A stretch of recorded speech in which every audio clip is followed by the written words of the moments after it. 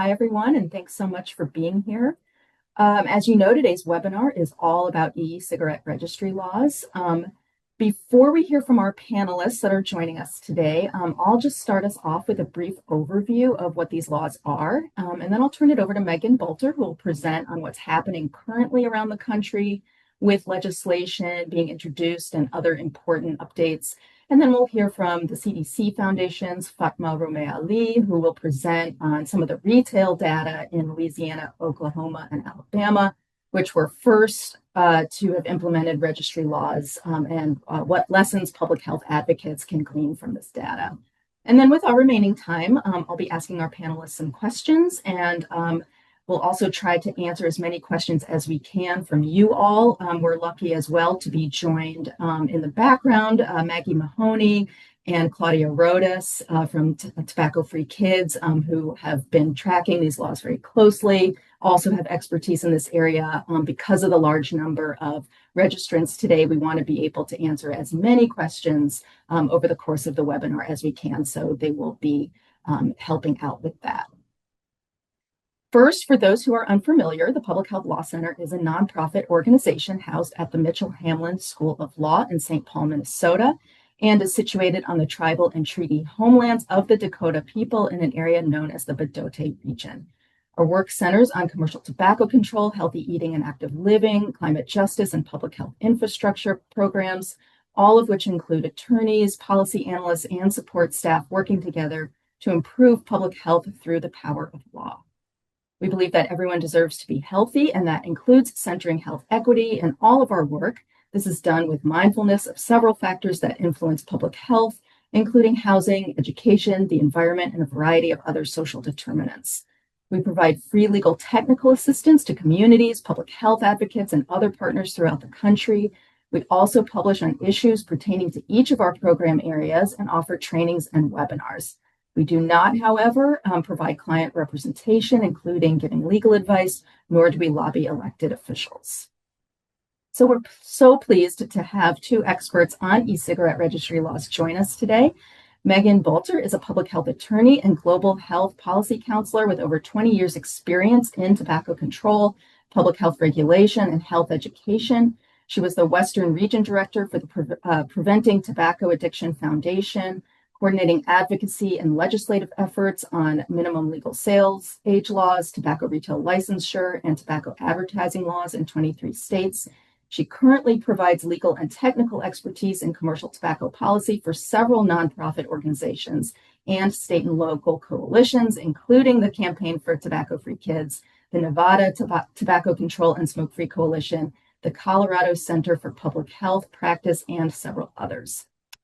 Fatma Romeh Ali, who is joining us live from Saudi Arabia, so she has already had dinner, is a health economist and consultant with the CDC Foundation, specializing in tobacco control policy analysis. Her work centers on evaluating the impact of regulatory interventions on tobacco product sales and market dynamics. She employs rigorous data-driven methodologies to assess policy effectiveness and inform evidence-based public health strategies. Her research has been published in leading peer-reviewed journals and featured in major media outlets. Fatma's contributions support efforts to reduce nicotine dependence and protect communities from the harms of commercial tobacco use. So before we hear from our panelists, as I said, I'll provide a brief overview on what registry laws are, including just a quick refresher on the FDA's pre-market tobacco product application process, since the typical registry bill relates to or incorporates that process and is therefore central in understanding how registry bills work. As you know, the FDA is tasked with authorizing tobacco products for sale, including e-cigarette products. A manufacturer, therefore, is required to submit their products to the FDA for pre-market review to obtain authorization for their products to be lawfully introduced into interstate commerce. The FDA, if it accepts a product application for review, will then undergo an extensive analysis of the product and weigh certain factors like the risks posed by the tobacco product versus the benefits to public health, and the impact that placing the product on the market will have on cessation efforts, the potential uptake or initiation of tobacco product use, and other measures. After going through this analysis, the FDA will then decide to either issue a marketing granted order, or MGO, that officially authorizes the product for legal sale, or it'll issue a marketing denial order, or MDO, that denies authorization for legal sale.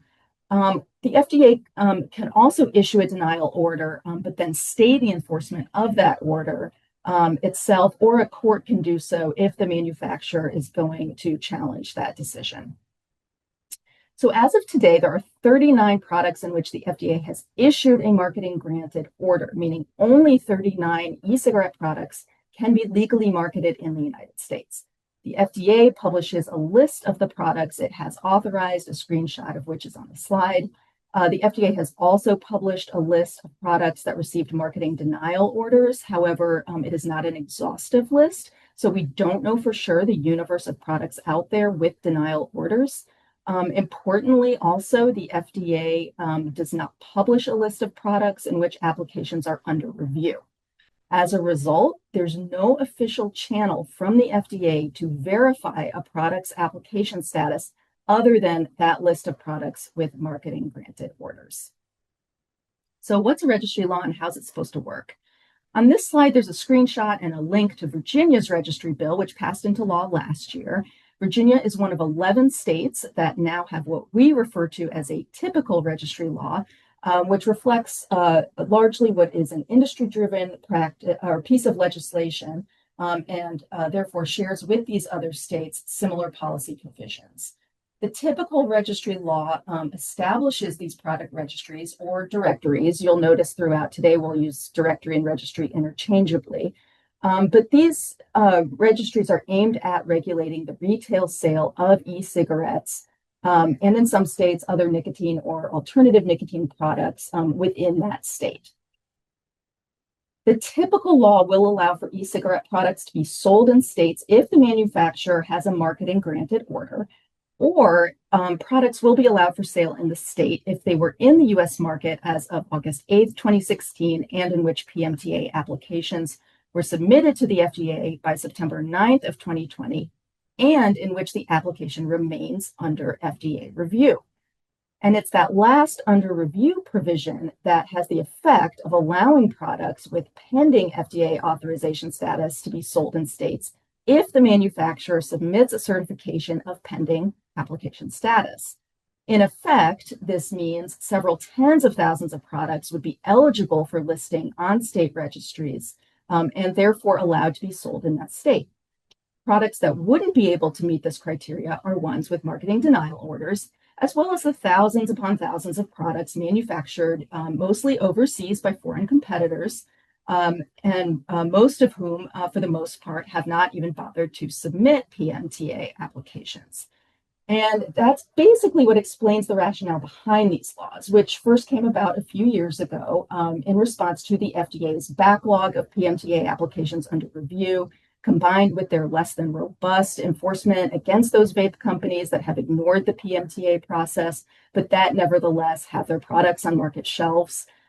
So in other words, registry laws were never intended to protect public health, but instead are market share protection laws that were created by big tobacco to essentially remove market competition by getting a state's stamp of approval to sell their products. The typical bill also has provisions surrounding revenue collection. So usually an initial, then annual fee is charged to the manufacturer to register their product, and then is directed toward covering costs associated with maintaining the registry. These types of fees vary too. For example, Alabama's law only charges fees per manufacturer, whereas other states will assess the fee per product, which means the amount of fees collected can vary greatly among the states. These laws also usually require retailer compliance checks to make sure that only products listed on a registry are being sold. The laws also have provisions assessing fines or other civil penalties against manufacturers and retailers for products being sold that aren't on the registry. These amounts vary, but the public health consensus is that the amount collected will fall short of what it actually costs to enforce these laws. The more products added to a registry, the harder it is to monitor which products are legal for sale, making enforcement quite challenging. Some laws also require a retail license being suspended or revoked in instances of continued noncompliance, and some have provisions that require seizure and destruction of products not on a state registry and so forth. So there are also some variations in states with laws that depart from the typical registry law. For example, Florida's law, which Megan will talk a bit more about, is different in that its registry lists products that are deemed to be attractive to underage persons and therefore cannot be sold in the state. So it's essentially an inverse of the typical registry or directory. And it's also limited to single-use or disposable vape products. In California, the state doesn't have a registry law per se, but instead the state AG is required to create and maintain what's known as an unflavored tobacco list. And that lists only those unflavored products that are legal for sale in the state. This is the most public health protective version of a registry law, since California already has a flavored product sales ban in place, which we know is a proven tobacco control measure to protect against youth initiation and use of these products. And then finally, in Wyoming, there was a bill introduced. It died in committee, so it didn't actually pass into law, but it is worth mentioning because it's the only one that doesn't tie products eligible to be listed on a state registry to FDA authorization or pending PMTA status. It instead would have required manufacturers to obtain a license from the Department of Revenue, demonstrate compliance with the Federal PACT Act, and if foreign manufactured, would had to have shown proof that it passed inspection with U.S. Customs. So very different. Finally, I just want to briefly highlight Public Health Law Center's resources on this topic. We track registry bills as they are introduced, as well as those that have passed into law through an interactive map on our website. As you can see, the states are color-coded, indicating where bills have passed into law, which are in red, where bills have been introduced, which are in gold, and then a very small number of states we indicated in blue, indicating versions of registries that can be considered more public health protective. When you do click on a particular state, you'll see a link to various bills that were introduced, and if passed into law, there'll be a link connecting you to that law. I'll mention as well, there are registry laws currently subject to litigation in a handful of states, which Megan will discuss a bit more in a moment. Iowa is one of them. So if you click on that state, you'll see a note at the bottom indicating that the law is currently not being enforced while litigation is pending, along with a link to the relevant court order. We also have a couple archive webinars and a blog post as well, which provide additional background on registry laws and what they mean for public health. And also we at Public Health Law Center are always available to provide legal technical assistance on this topic. So please reach out to us at any time. There's a lot to digest with registry laws, but the key takeaways are that first, the way the typical bill is written, these laws simply allow for way too many products without marketing granting orders to be in the market. By allowing products with pending authorization, states are allowing thousands of unauthorized products to be sold. Second, we know what proven tobacco control policy looks like, and it's not registry laws. Strong, comprehensive tobacco retail licensing laws are best protective of public health because of high license fees, meaningful penalties like license suspension or revocation, other regulations surrounding zoning and density or licensing caps, just to name a few examples.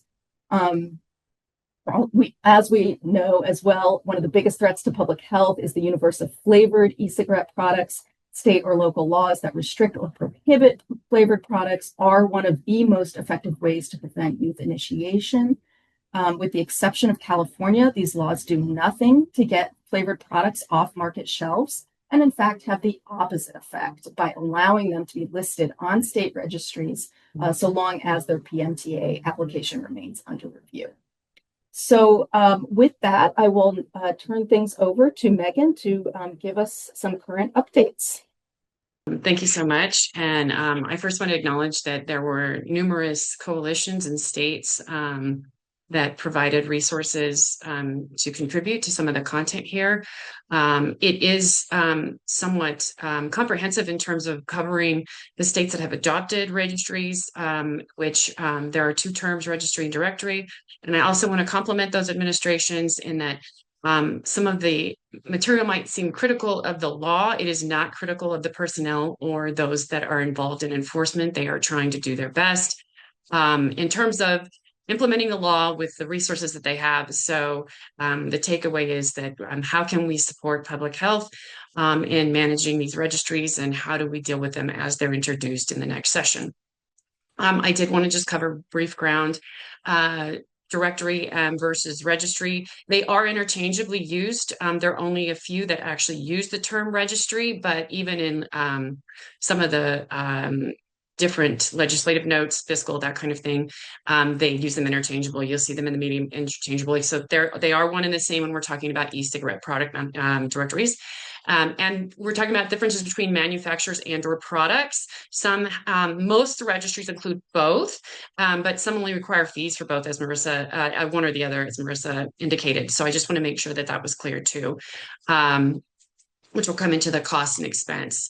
Again, only 39 e-cigarette products. She covered that, but I did want to make sure that was emphasized that there's an estimated 400,000 e-cigarettes plus with pending PMTA authorization status. So pending is not benign.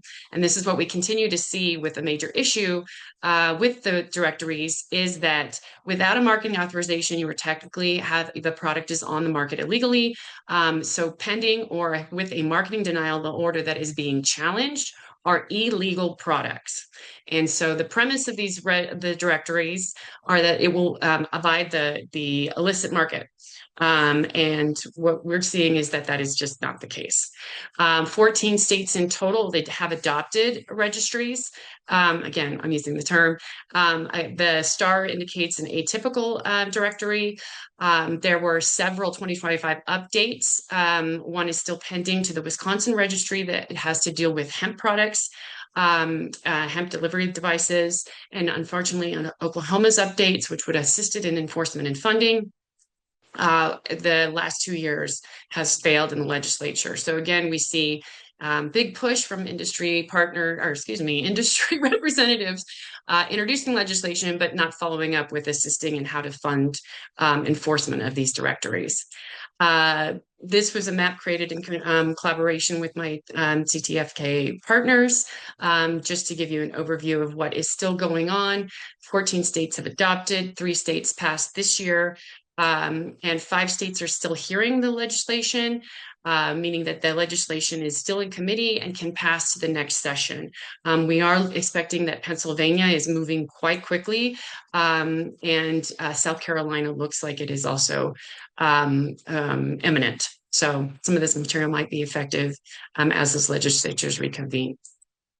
10 states have e-cigarette directories published already. Mississippi was amazing in terms of the turnaround time. That's incredible, because in many cases, the first 3 had to delay publication of the list because they were still sorting paperwork and trying to figure out how a directory would work. And then note that Iowa is on hold pending litigation. Tennessee has yet to publish, and Virginia will be published in December. My view is blocked here. This is all sort of just administrative stuff. I know, somewhat boring, but it is important to note the progression here. 4 bills passed from 21 to 2023, 7 passed in 2024, and in 2025, 50 bills were introduced in 31 states. That includes the legislation that was amending existing state law, which is only 9. But the idea is, you can see that there's this major now push when we see as these directories are progressing, more and more states are seeing them. And if one doesn't fail, you introduce multiple in one state. So 3 new this year, but a lot of progression in terms of introduction. Thank goodness 29 new directory bills failed. And when I say that, the reason I say that is because we have yet to find some evidence-based data that shows that these have a valuable impact, and either on public health, sales, youth initiation, or youth use. In fact, we'll cover some of the sales data, of course. I'm going to steal her thunder. I do have a couple slides that are a bit scary, I was told. So I just wanted to set it up by showing, to give a little overview of, so in the US, FDA is the ultimate purveyor of what products are authorized for sale on the market. So in this chart, the oversight agency is listed.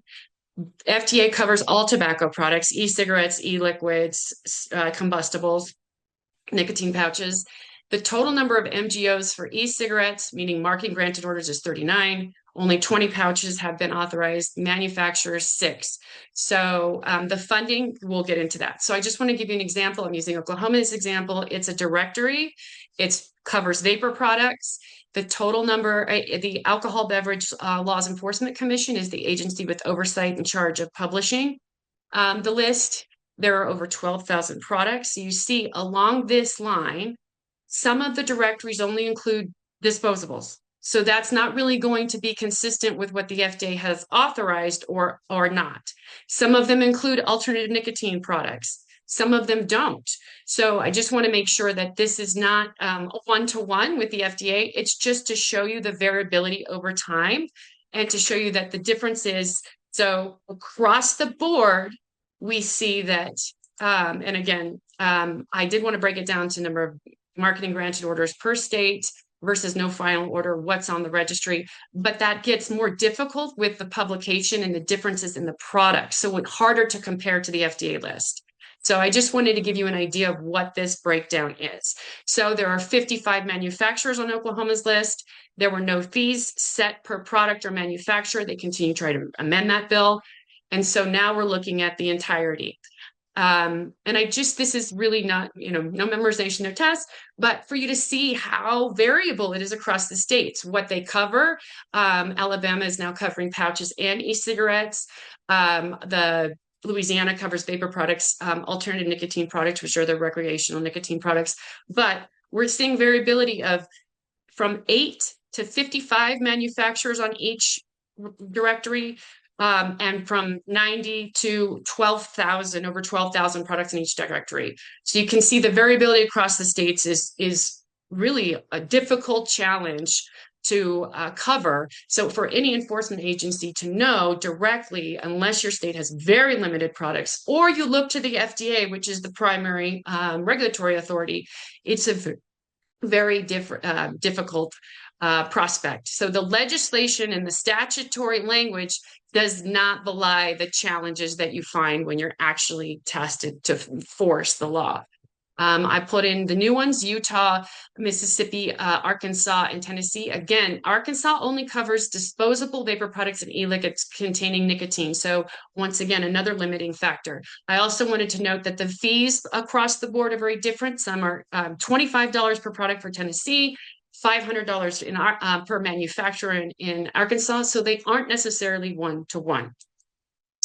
Marissa talked a little bit about the atypical directory laws in 3 states. We did see in Florida, they list products that appeal to youth. This is critical because I think with the good intention of trying to identify products that are attractive to youth, you're not tying it to the FDA regulatory authority. However, this speaks nothing to the safety concerns in manufacturing products, clinical testing that the FDA does. So it's a discretionary standard in which the AG can review packaging and develop those standards in order to decide product by product which would be considered attractive to youth, what would go on the list, and then what would be removed from the market. And how you do that is a very challenging protocol to develop.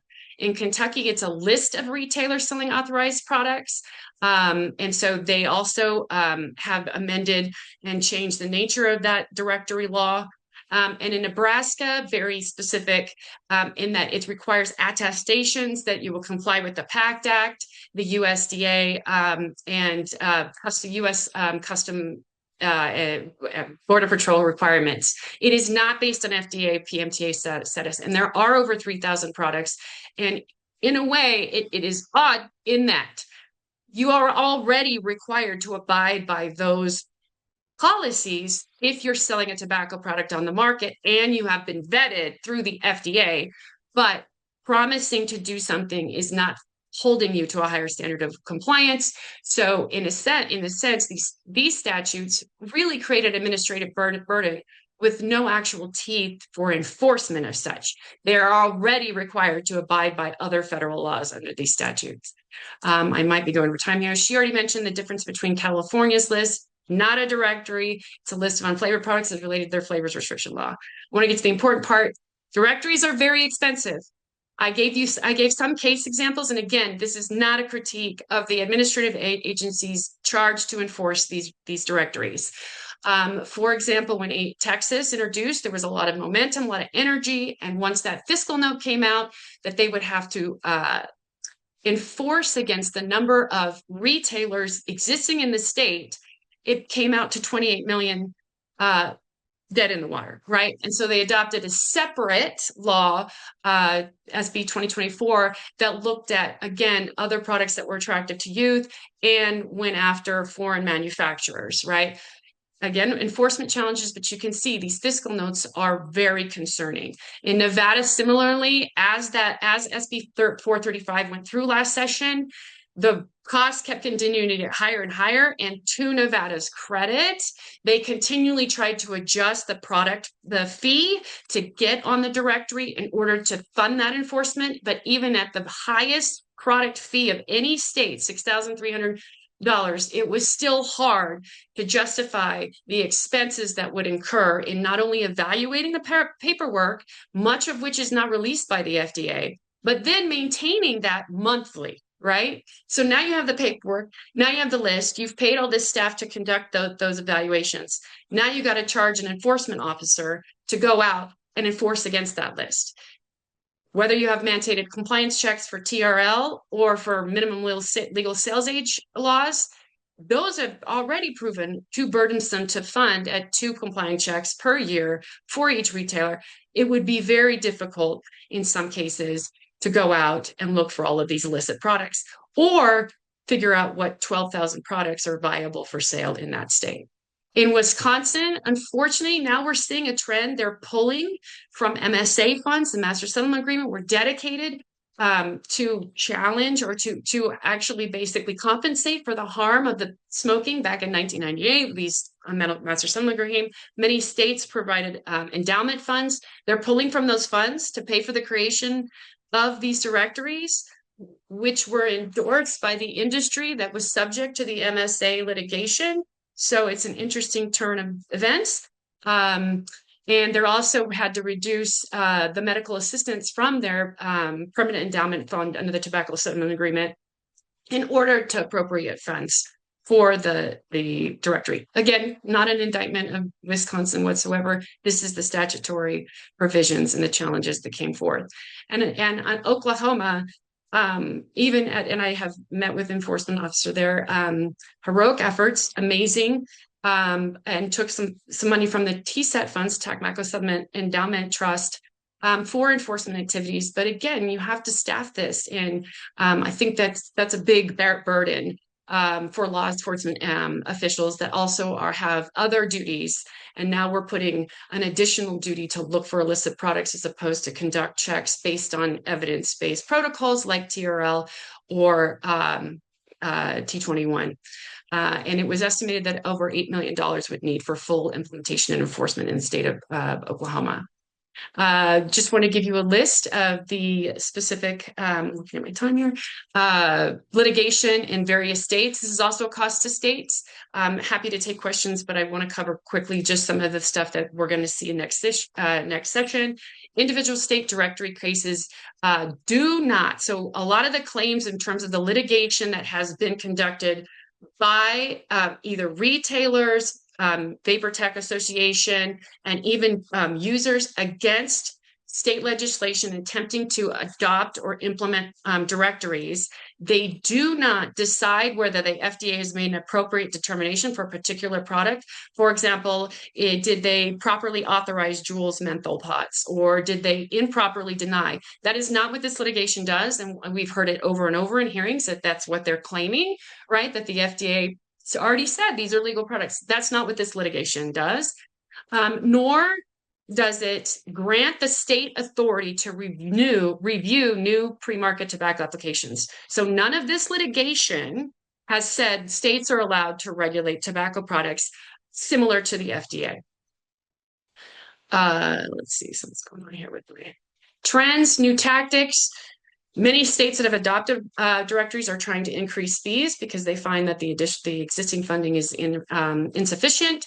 They're including compliance checks. They are adding tax provisions at the Food, Drug, and Law Institute conference, in which many of the law firms that represent tobacco companies were saying that we can attach tax, and it's a way to capture tax product from illegal products. No evidence to show that.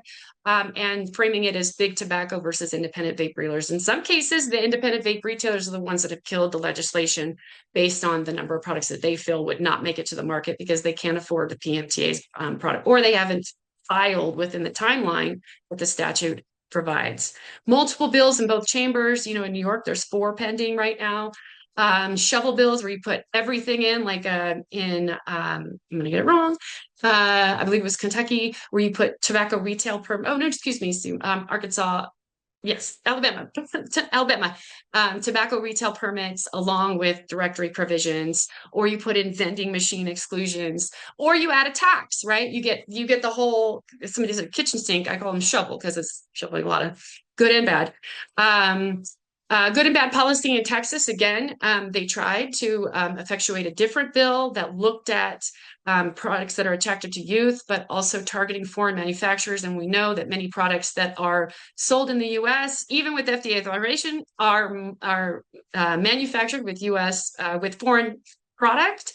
So the idea that you could somehow evaluate a product and which parts are from a foreign country, that's very difficult. And who's the expert that's going to do that? We have atypical directories, or a proposed term in Colorado. Their directory 2 years ago ended up being Colorado. Statutory language ended up as a Colorado Consumer Protection Act, which allowed individuals to make claims against retailers who sold to youth in violation of Colorado law. Florida, again, we talked about Kentucky and Wyoming. Focus on foreign manufacturing and expanding the product types or allowances for PMTA status. So if you're only e-cigs, now we're going to get nicotine pouches. Now we're going to allow this, that. So watching for that. This is to me the most important piece. Here are the industry messaging claims. That these are substitutes for tobacco retail licensing. That's what sort of happened in Louisiana, that they were a lot of claims that this will license retailers. It does not. And that it'll effectuate T21 compliance. This has nothing to do with underage sales. That it prevents or eliminates unauthorized illicit products. I'll save that surprise for Fatma, who will share with you. And they capitalize on the FDA is not doing anything. They're not doing anything. Well, enforcement is slow, but the law is the law. And that courts have overturned FDA authority, not true.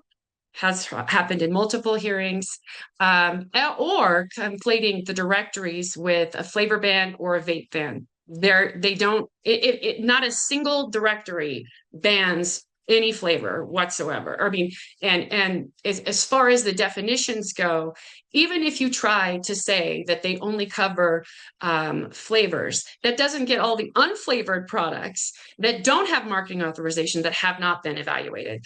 Again, another fight between big tobacco and independent vape shops, and they have been actually quite successful in Arizona and other places too to kill those bills. And then I also just wanted to share too, the first state, Alabama, to adopt. Then when Oklahoma was heard and Louisiana was heard, in those hearings, Louisiana's Altria lobbyists claimed the best practices we have to eliminate illicit products from the market is this type of legislation. There was no hearing on that less statutory element, the directory law. So just making the claim doesn't make it true. And I think that public health organizations must refute that. Departments of health, enforcement agencies need to say, what are the best practices? Has this worked in other states? We are trying to get more data to show this, and we definitely will help conduct that, but we can't make those claims in legislative hearings, because then you're effectuating state law and costing taxpayers monies to preserve products on the market, not pull them. A few other things is you can look at what is improving poor legislation look like. If pending legislation is expected to pass, do you have a TRL? Can you roll in those compliance checks? Make sure that it's adequately funded. Does it address confiscation of product? Most of the directories as they exist do not.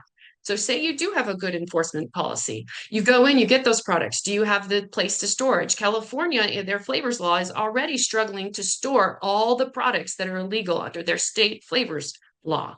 So where are they going to store it? If the retailer does not claim those products, the manufacturer goes bankrupt, who now is in charge of disposing those products properly? Alternatives, T21, licensing. Hey, if you're talking about a patchwork of regulations, right? You saw all the different practices around the directories. Look at preemption repeal. If there's impracticality over just conducting T21 checks, how is it not impractical to have a 12,000 or even 3,000 product inspection?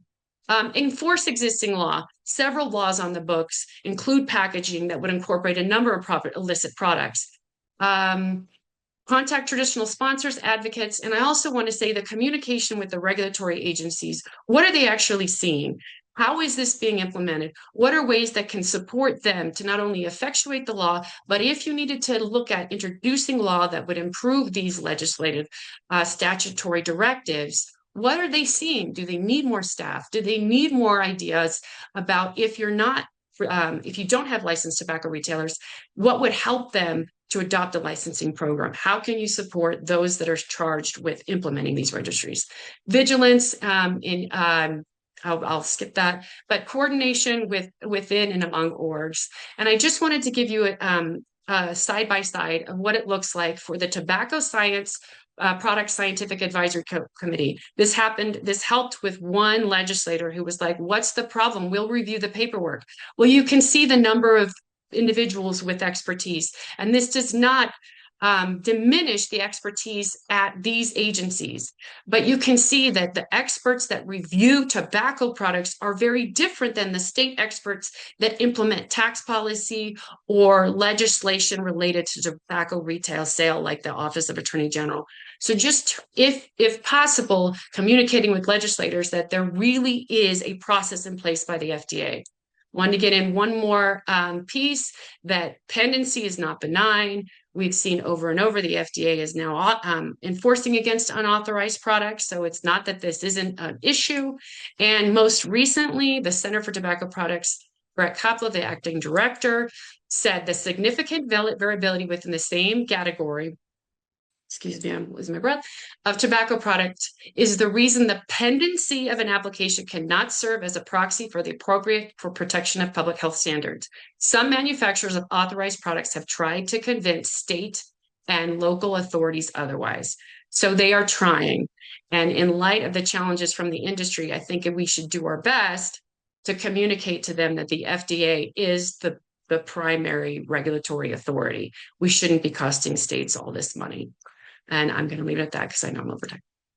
Thank you so much. And I am excited to be here today and share insights from our research at the CDC Foundation on the impact of directory laws on e-cigarette sales and product availability.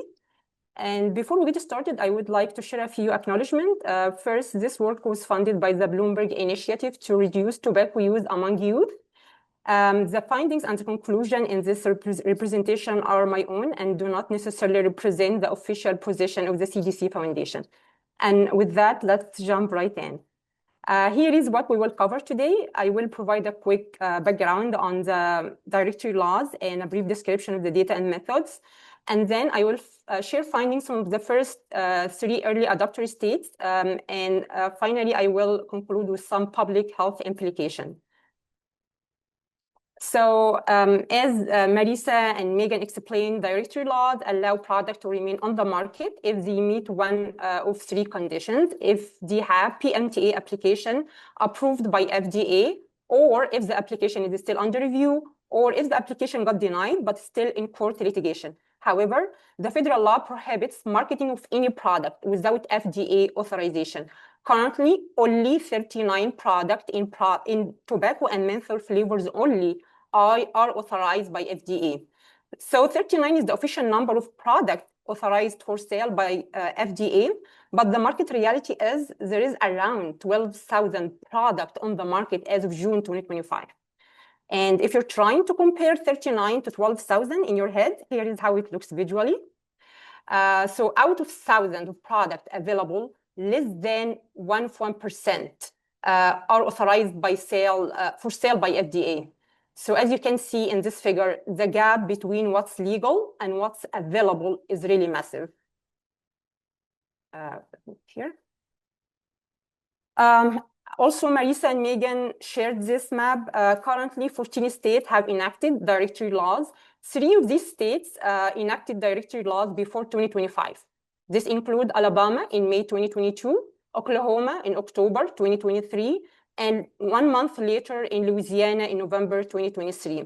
We are going to focus today's presentation on these 3 states because their directories law have been active for over a year, allowing us to assess short-term changes as well as sustain sales trends.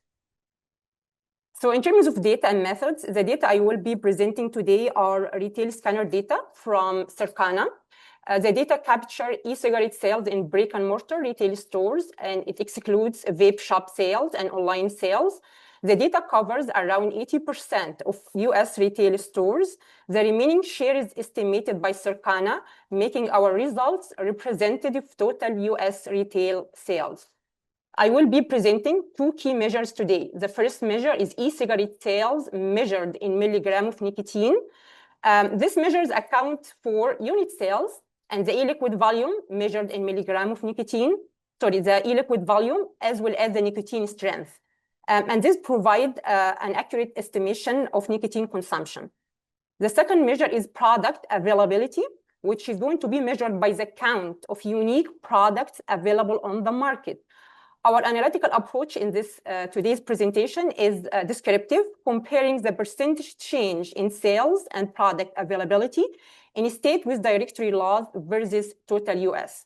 So we can assess whether the trends we see in these states are different or similar to what we see everywhere or elsewhere. If you are interested to learn more about our e-cigarette sales measured in milligram of nicotine, we have published a recent paper in American Journal of Preventive Medicine, which provide additional details on this measure. And here is the code if you would like to learn more about this. So our first states with us today is Alabama. And this is the first measure I will be presenting, e-cigarette sales measured in milligram of nicotine. The top figure represents Alabama, the bottom figure represents total USA, and the colors represents flavors. So the most important one to keep an eye on is the red color, which represents tobacco. The remaining colors are non-tobacco flavors. From the bottom to the top, the dark green is menthol, the light green is mint, the light blue is other flavors such as fruit and sweet. And the vertical line represents the date when Alabama published its directory in May 2022. So in terms of key observations from this figure, we do not see any clear decline, as you can see. We do not see any clear decline in total sales following the publication of the directory in Alabama.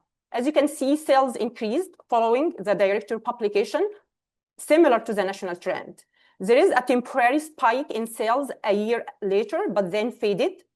And as you can see, the flavored product continued to lead the market.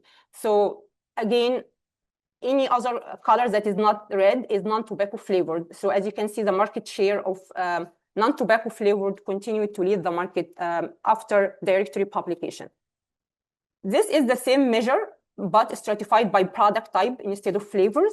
The orange color represents disposable e-cigarettes, such as Geek Bar, Elf Bar, and the dark blue represents pre-filled cartridges or pre-filled pods, such as Juul pods. So as you can see in this figure, disposable e-cigarettes continue to dominate post-directory publication, similar to before, and also similar to the national trend. The market share increased from around 74% in 2022 to over 90% in 2024. This is the same as before, but just switching from a bar chart to a line chart to show you clearly that Alabama's sales trend closely mirrors those of the total US. This is our second measure, which is the product availability measured in terms of the number of unique products on the market. Again, the orange color represents disposable e-cigarettes, and the dark blue represents pre-filled cartridges. Again, the top figure is Alabama, the bottom figure is total USA. We do not see any immediate decline in product availability after directory publication. There is a recent decline in disposable product availability, but this mirrors national trends. It's not unique to Alabama, which means this trend that we see is likely driven by other factors beyond directory laws. So our second state is Oklahoma, and this is our first measure, the e-cigarette sales measured again in milligram of nicotine. The top figure is Oklahoma, the bottom figure is total USA, and the vertical line represents the date when Oklahoma published its directory in October 2023. We see some short-term fluctuations in total sales after publication of the directory in Oklahoma, but there are no sustained decline in overall sales. And also, as you can see, non-tobacco flavored continue to dominate, just as before the directory law. This is the same figure, e-cigarette sales measured by, stratified by product type.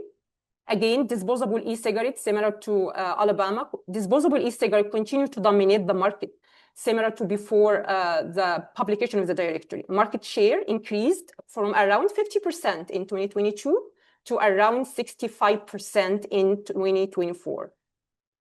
And this is the second measure, which is the product availability. Disposable e-cigarette availability dropped after the law, right after the law. But again, this is similar to the national trend, which means it's likely driven by broader factors, not specifically the state law. Even as you can see in this figure, Oklahoma's trend rebounded after a short dip, unlike the steady US decline. So here are the key takeaways from our data from Alabama and Oklahoma. Directory laws had no clear impact on total sales or product availability in Oklahoma and Alabama. Also, despite the directory laws, disposable e-cigarettes and non-tobacco flavored sales continue to lead the e-cigarette market. With these findings in mind, we will now turn to Louisiana to see whether we see similar trends or reveal a different story. We will reveal a different story, so stay tuned. So this is Louisiana. Again, the first measure is the e-cigarette sales measured in milligram of nicotine. Top figure is Louisiana, bottom figure is total USA. Louisiana has 3 milestone dates. The first is July 2023, and this is when Louisiana increased its e-cigarette sales, its e-cigarette tax from 5 cents per milliliter of e-liquid to 15 cents per milliliter of e-liquid. And then 4 months later, in November 2023, Louisiana published its directory law. There was a temporary suspension, but it was resumed later in March 2024. In terms of key insights from this figure, comparing Louisiana to total US, as you can see, total sales declined after the tax increase in July 2023, and again, after the directory publication in November 2023. However, sales rebounded after June 2024 and have been increasing since. Also, non-tobacco flavored products continue to dominate the market. There is also something interesting to note here in this figure. I will try to zoom in to see if you can see it with me.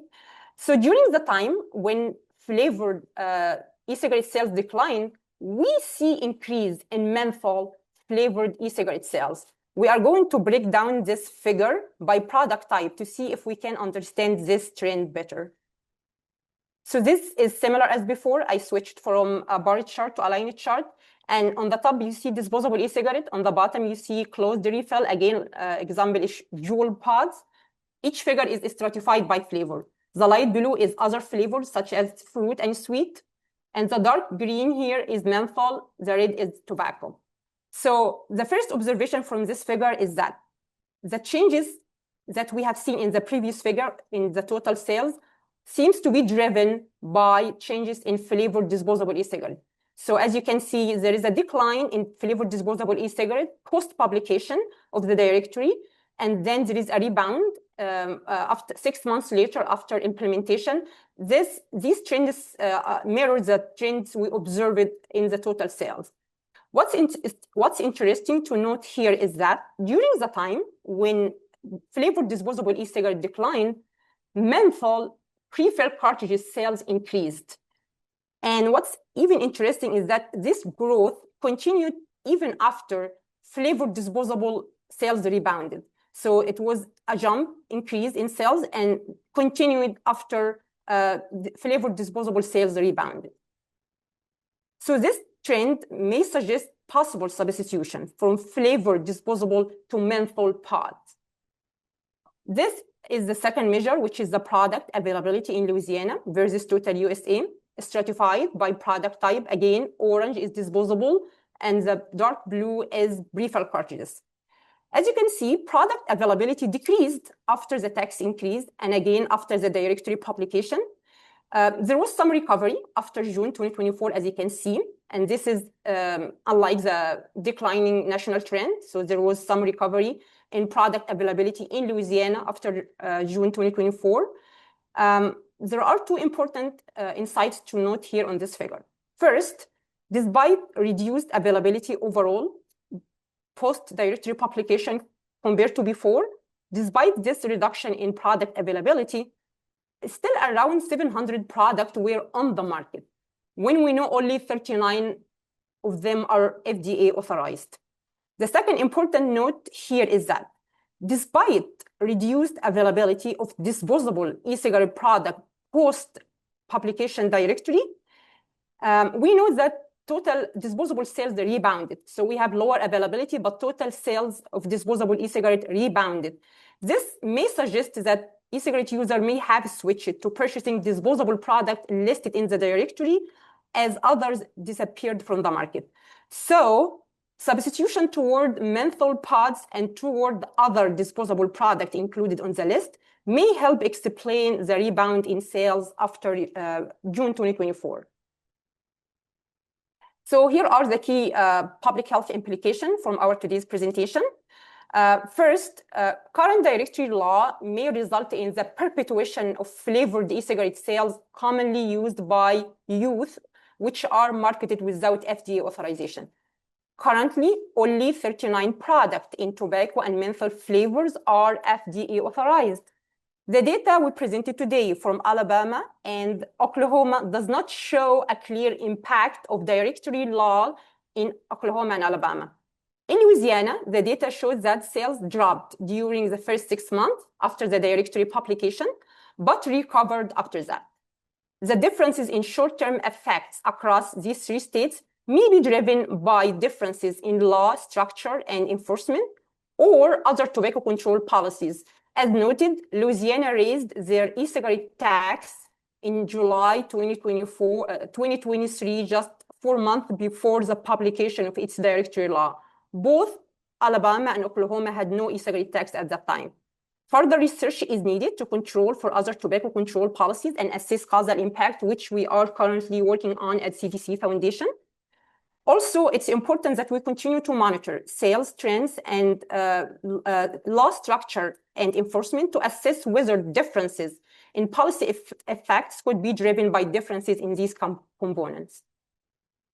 And since you have been such great listeners, I have got a bonus slide to share with you today. I wanted to briefly shed light on the difference in impacts between directory law versus comprehensive flavor ban, and I'm going to use Massachusetts as a case study today. So the top figure is similar as before. It is the e-cigarette sales measured in milligram of nicotine in Louisiana, stratified by flavors. And the top figure represents Louisiana. The bottom figure represents Massachusetts. As you all may know, Massachusetts banned all non-tobacco flavored in September 2019. And I included the milestone for Louisiana, again, the date when they published their directory law. So you can clearly see the differences in the effects on sales between directory law versus comprehensive flavor ban. First, sales reduction in Massachusetts lasted for over 6 years, compared to only 6 months in Louisiana. The share of non-tobacco flavored sales dropped sharply in Massachusetts following the comprehensive flavor ban, while Louisiana saw no change following the directory law. So here is my key takeaway from this slide, and please feel free to quote it. If the goal is sustained public health impact, comprehensive flavor ban, not directory laws, should be the priority.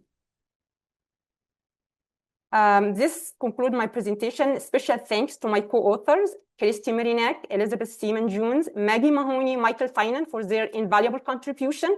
Also, a big thank you to Marisa, Maggie Mahoney, and their team for organizing this webinar, for inviting me and allowing me opportunity to provide to share our research at CDC Foundation. Thank you so much, and I'm looking forward to our discussion sections. Great. Thank you so much for that amazing information, Fatma. And thank you, Megan, who also provided us with wonderful slides packed with information as well. And I think your bonus slide, Fatma, is such a perfect way to kind of wrap up in the 4 or 5 minutes we have left to actually just highlight a question we got about California, which is someone had asked what the situation was with that. And again, we touched upon it earlier, but I just want to remind everybody that California's law is not technically a registry bill. It involves a registry or directory, but instead it's the law requires the Attorney General to compose a list of products that are allowed for sale in the state, which is known as the unflavored tobacco list. And I think the big takeaway, which relates back to your bonus slide, is that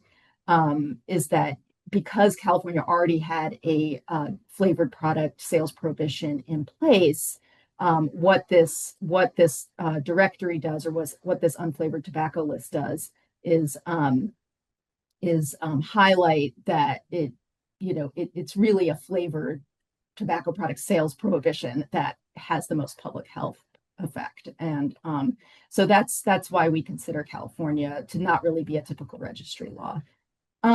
So Fatma, I did want to kind of ask you one quick follow-up question about your data. So what do you think explains that rebound or uptick in flavored disposable sales in Louisiana after that initial decline in sales that had taken place? Can you return to that and just sort of provide those key points again? Yeah, absolutely. Can you hear me? Hello? We can hear you. All right. Yeah, I think the data points to two main dynamics. The first is the declining enforcement. So enforcement might have weakened over time. We see this in the data through the increase in flavored disposable availability after June 2024. So even though nationwide availability was declining during the same period, we see increase in product availability during that time in Louisiana. And the second dynamic that we see in the data is that the sales of menthol pre-filled pods and flavored disposable sales increased during the period despite lower disposable product availability. This suggests that consumer might have shifted to product listed in the directory list as others disappear. So to summarize, the rebound could be driven by two factors: new product entering the market and consumer switching to existing product listed in the directory. We need to take a closer look at the new disposable product introduced during this period to see and assess whether they comply with Louisiana directory list. And this will help us to comment more accurately on enforcement and compliance. That being said, I think the key takeaway is clear from this data is that directory laws alone cannot sustain reductions in flavored e-cigarette products that appeal to youth and young adults. They need strong enforcement and complementary policies, such as comprehensive flavor ban, to make a lasting impact. Thank you. Thanks, Fatma. That's really helpful. One last question I'll pose to Megan before we sign off. Megan, if a registry bill is introduced and is in a state and it's looking like it's going to pass, but the piece of legislation could, obviously, for the reasons we've discussed in the past hour, could be significantly improved. What are the ways in which the bill could be made better for folks in a state facing that? So again, just from preliminary review, there's no evidence-based practice, but making sure, looking at what they've done for tobacco retail licensure to have a sustainable program, is you make sure those fees are as high as possible so that they not only fund implementation, meaning putting the list together, staffing, enforcement, but also addressing confiscation and destruction. And Nevada attempted, but $25 per product is not going to cut it. So if there's one critical piece, that funding, and preserve the existing funding that you have with tobacco endowment funds or prevention and education, those have been set aside directly. So protect that at all costs if possible. So those are two things. And again, big push for repeal preemption. You know, they can really help with state resources. If you're a preempted state, let your localities assist in enforcement of T21 and tobacco retail licensure. But those are the two main pieces, I would say. Yeah, thank you so much for that. And I think that's a great way to sort of sign off. And remember, at the end of the day, registry bills they were brought to us by Big Tobacco. And so we know what works. It's strong, comprehensive tobacco retail licensing laws. And so let's stick with that and with what we know what works well for public health. So thank you so much, Megan and Fatma. I'll turn it over to Stephanie to remind everyone to take the survey, and we'll sign off.